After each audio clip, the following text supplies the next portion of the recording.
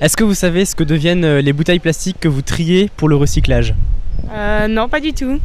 Je crois qu'elles sont retransformées en bouteilles plastiques, non? Aucune idée.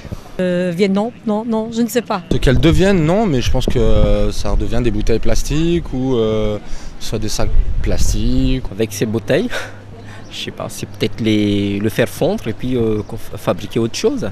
Non, j'en ai pas idée. Elles repartent peut-être vers une usine de recyclage pour être retransformées.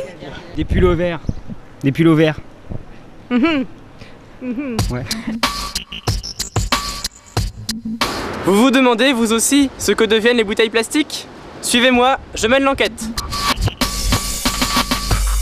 Tu vois, Augustin, les habitants déposent les bouteilles et flacons plastiques dans les bacs, les sacs ou les conteneurs pour la collecte sélective. Des camions spéciaux les emmènent dans un centre de tri.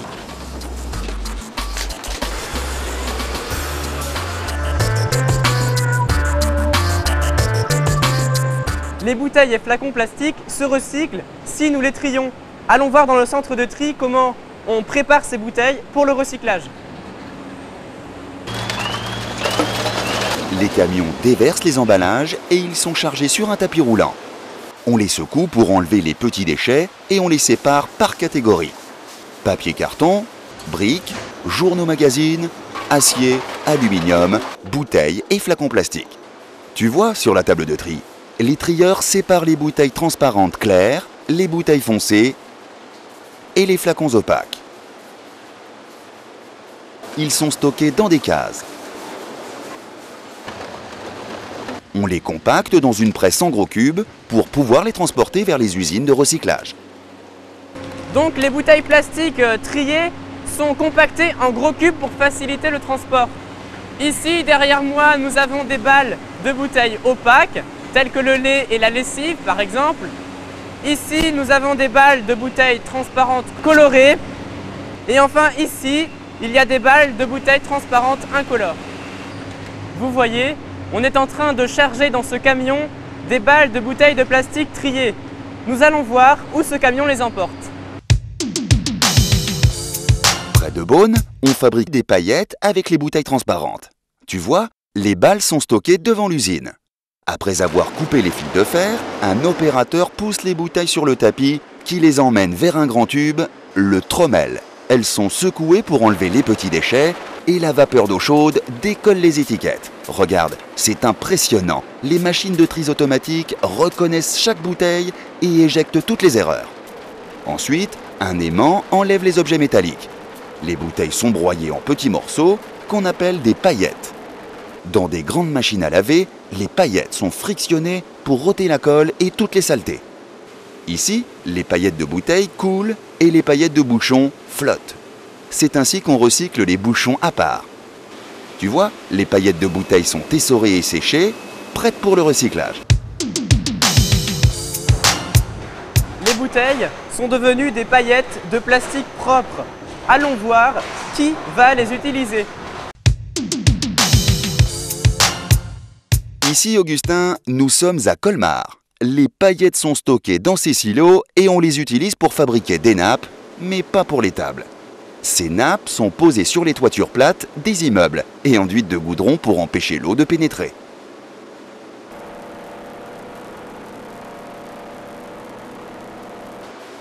Maintenant, allons en Irlande. Ici, les paillettes remplacent aussi des matières plastiques issues du pétrole. Les paillettes sont fondues dans une machine. La pâte de plastique mou passe à travers de petits trous pour devenir des filaments très fins. Ils sont étirés, frisés, trempés dans des bains, coupés et deviennent des fibres. Tu vois, on dirait du coton. Ah oui, avec les paillettes, on fait des fibres. Mais avec ces fibres, qu'est-ce qu'on fait? Allons dans cette usine du nord de la France. Les fibres textiles sont utilisées pour rembourrer les couettes, les sacs de couchage, les polochons. Tu vois, Augustin, tous les soirs, tu t'endors sur un oreiller plein de bouteilles recyclées.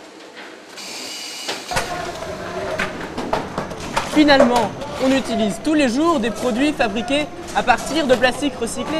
Mais est-ce que vous savez qu'on peut fabriquer de nouvelles bouteilles à partir de plastique recyclé? Mais oui, c'est maintenant possible. Près de Beaune, les paillettes sont fondues comme des spaghettis et coupées en granulés.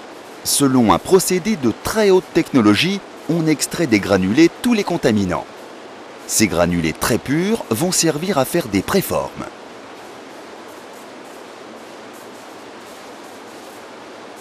Donc, avec les paillettes, on fait des granulés pour faire des préformes. Mais une préforme, qu'est-ce que c'est?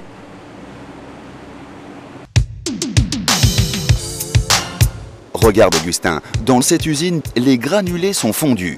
La pâte de plastique mou est pressée dans un moule avec de nombreuses cavités. Le moule s'ouvre et libère les préformes. Tu vois, une préforme, c'est une sorte de tube ou d'éprouvette qui sert à fabriquer une bouteille.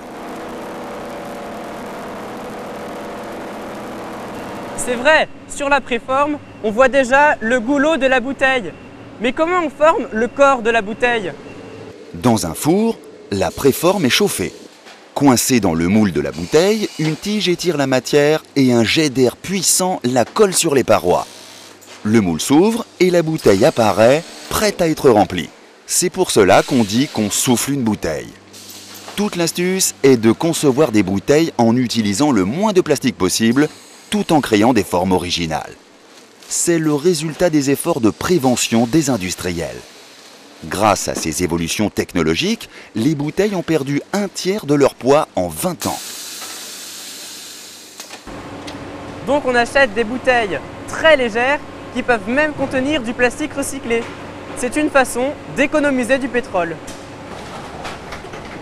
Mais les bouteilles de lait et de lessive dans tout ça, qu'est-ce qu'on en fait? Allons près de Chalon-sur-Saône. Dans cette usine, on régénère les bouteilles opaques directement avec leur bouchon. Les techniques sont semblables. Broyage, lavage, essorage, séchage. Et hop, on fait des paillettes multicolores. Puis elles sont fondues, coupées en granulés tout gris, qu'on entrepose dans des grands sacs. Avec les bouteilles opaques, on fait des granulés. Mais qui les utilise? Ce sont les usines qui fabriquent des objets en matière plastique. Dans cette usine près de Lyon, on fabrique des sièges auto pour les enfants. Les granulés servent à faire la coque en plastique rigide. Du silo, on achemine les granulés dans une machine pour être fondus. Tu vois le gros tube de plastique mou qui coule? Il est pincé dans le moule à la forme du siège.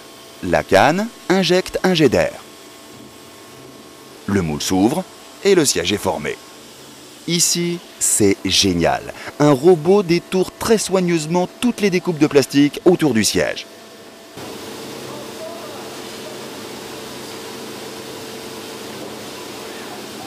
Et voilà, un siège en plastique prêt pour l'habillage.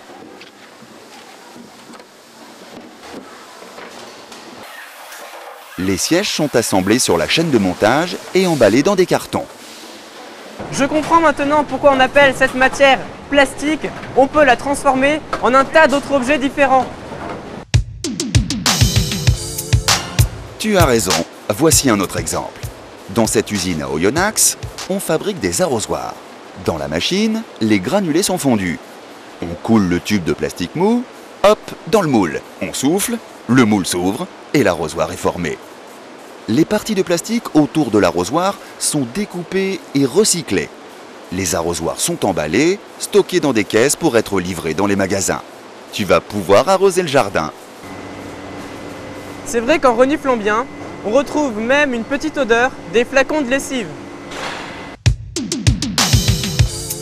Et oui, et on sait même fabriquer de nouveaux flacons. Dans cette usine, près de Dijon, on fabrique des emballages pour toutes les grandes marques. Les granulés recyclés sont mélangés à des matières plastiques neuves. Ils sont fondus, puis soufflés pour former un flacon constitué de plusieurs couches de plastique. La couche intérieure est grise, c'est celle qui contient du plastique recyclé. Les flacons sont rangés dans des caisses et expédiés dans l'usine du fabricant de lessive. Grâce au recyclage, on fabrique des produits en France et en Europe.